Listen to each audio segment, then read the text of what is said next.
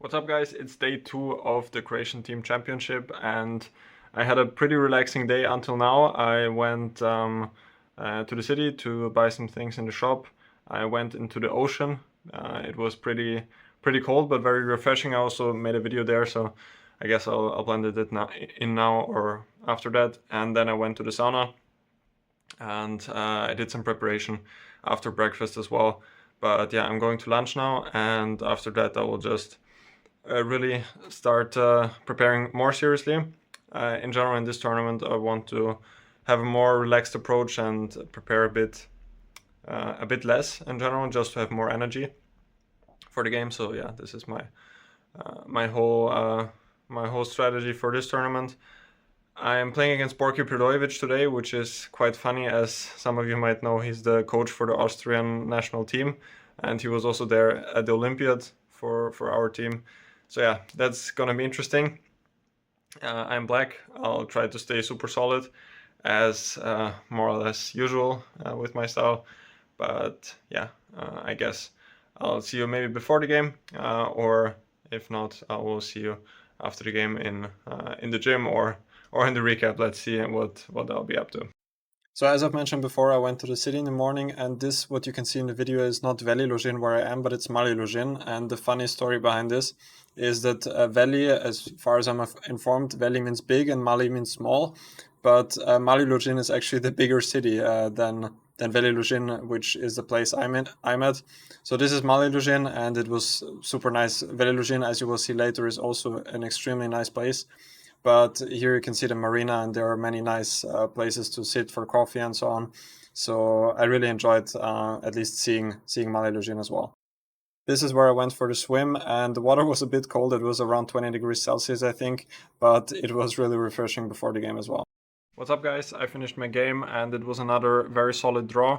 Yeah, the line we played, fortunately, I prepared before the tournament, since he surprised me a bit in the opening. But yeah, I'll get into it a bit more in the recap. I'll just go to the gym now. I had a walk, which was very nice with my opponent, who is of course a very good friend of mine. We went to Veli Lugin. I also made a couple of videos there. The city, or I don't know if you can call it a city, I would rather say town, is super beautiful. So we had some coffee there. It was really cool. And yeah, now I'm gonna hit the gym, and I'll see you after that. So this is Veli Lugin, the place where we're playing, and this is the city center, only like 5 minutes by walk from the hotel, and it's a very nice place. I really like it because it's also quite calm. There are not so many tourists here, and the view is just great, also with the ocean right in front of us. So today I had the push day, and I mostly trained the chest and the triceps and also the shoulder. As you might have seen my previous video, I did like a workout session where I went through most of my exercises at my push day, but I wasn't at the gym there. So now I added some extra exercises. For example, this one, the cable fly, which I cannot do from home since I don't have any machines there. Great exercise to start out, and one of my favorite exercises, which I think I also showed in the other workout video, is to do these shoulder presses. And I started out with, I think it was 20 kilo per side, and couldn't even manage one repetition.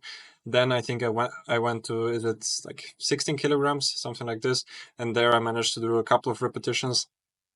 And actually with this exercise I do like a pyramid workout, I think it's called like this, when I start with a very heavy weight, do as many repetitions as I can, and then right after I finish I go to the next one and I take a little lighter weight. For example, now I think I took, after the 16 I took like 12, and after the 12 I took a little less.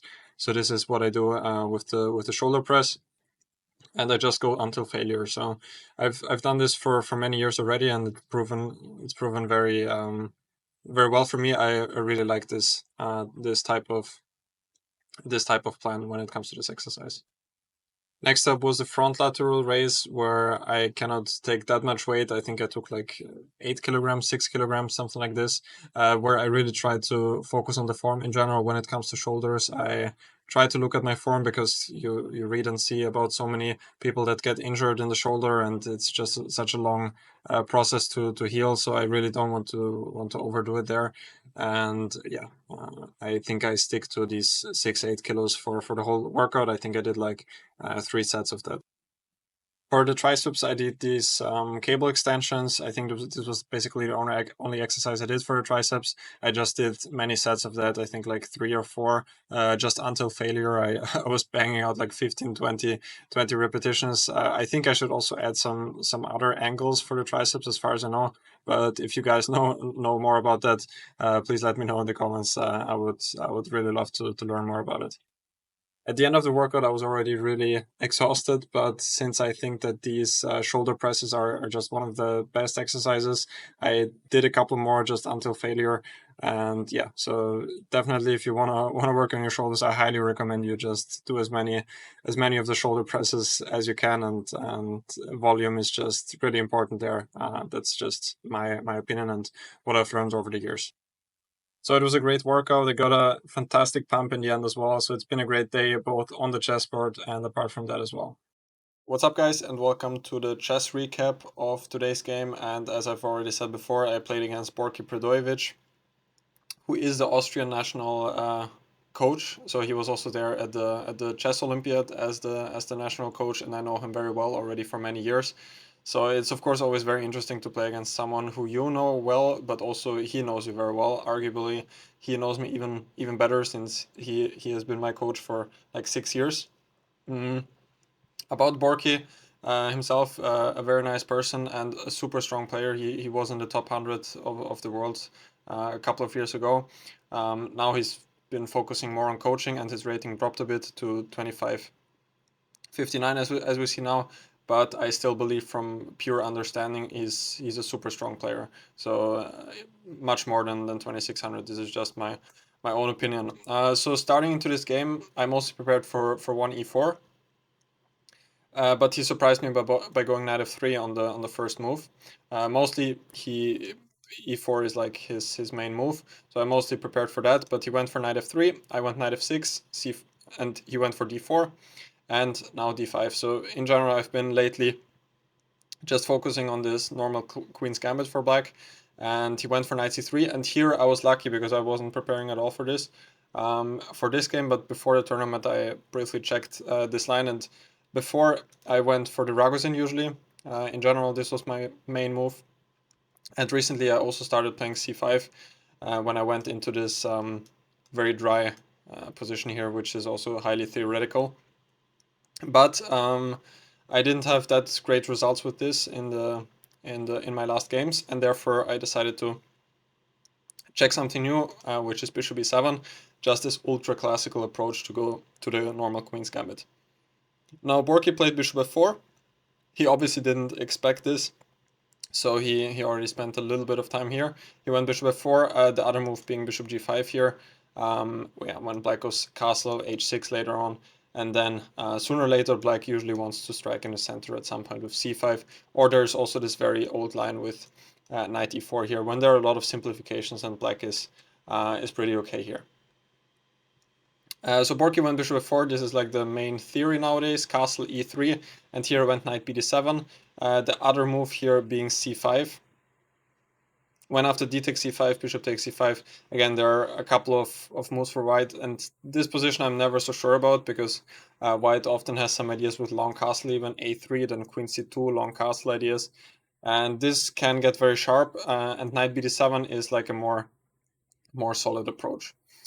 Now he went a3, the very safe option. Probably if white wants to really try to play for something, c5 is the move.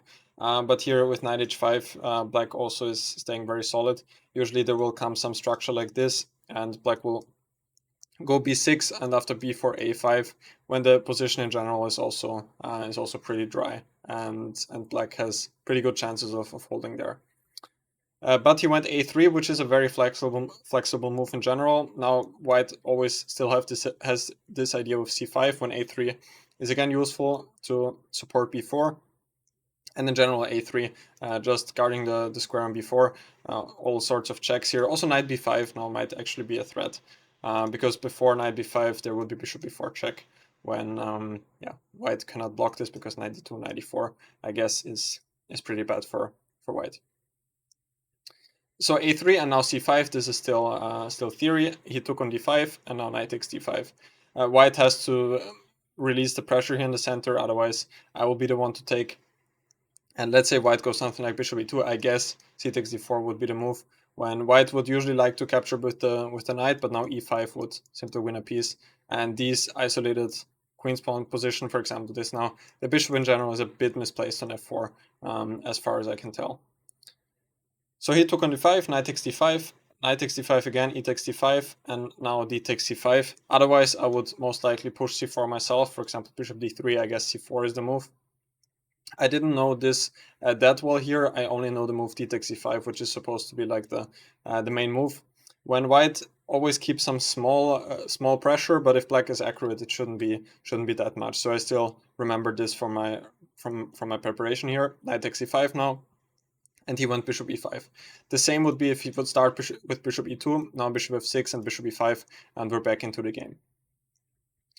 So I went bishop e5, bishop f6, and now bishop e2. In general, white can never really take this pawn on d5, and now especially since the pawn on b2 is hanging, and white is completely underdeveloped, and I guess is already in a lot of trouble here.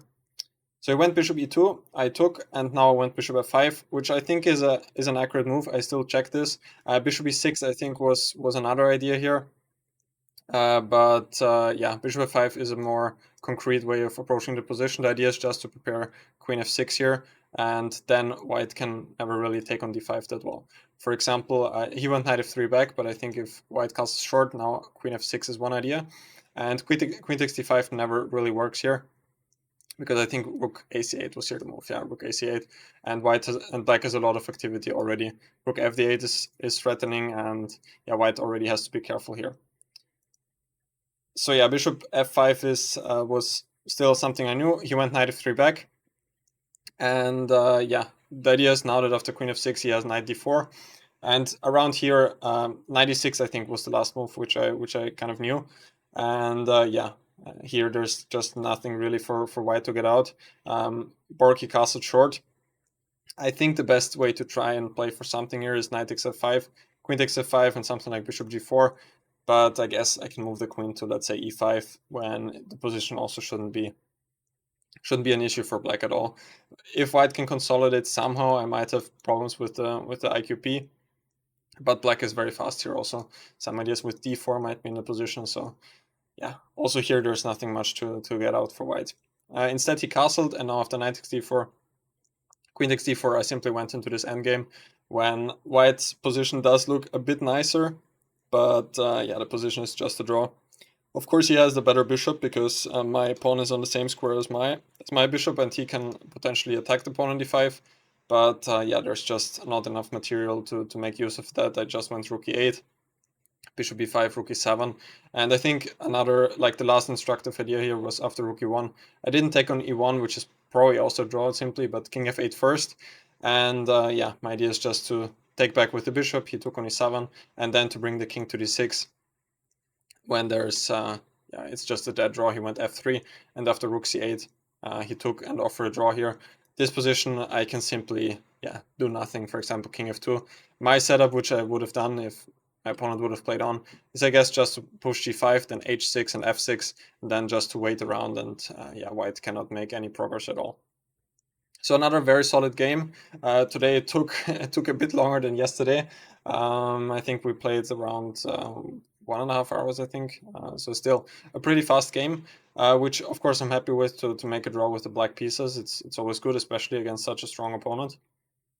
And I'm very happy that I checked this line before the tournament. This is always the good thing. If you have some new surprises, then your opponent might not know them that deeply, or doesn't have like a big idea there to surprise you. And this game is probably a good example for that simply nothing much happened. We more or less followed the theory, and I was lucky to know it. So I think a draw is a logical result. And tomorrow I will play against Yuri Krivoruchko, most likely. who is now, I think, rated like 2630. I have the white pieces tomorrow, but he's been, I think, a 2700 player, or at least very close to that. So yeah, I'm really looking forward to that game. I will stick to my strategy and try and play solid chess. And yeah, with these strong opponents here, I simply don't want to like overdo it, not take too much risk, since all of them are grandmasters and very strong players. And if there will arise some opportunity to play for a win, then I will take it.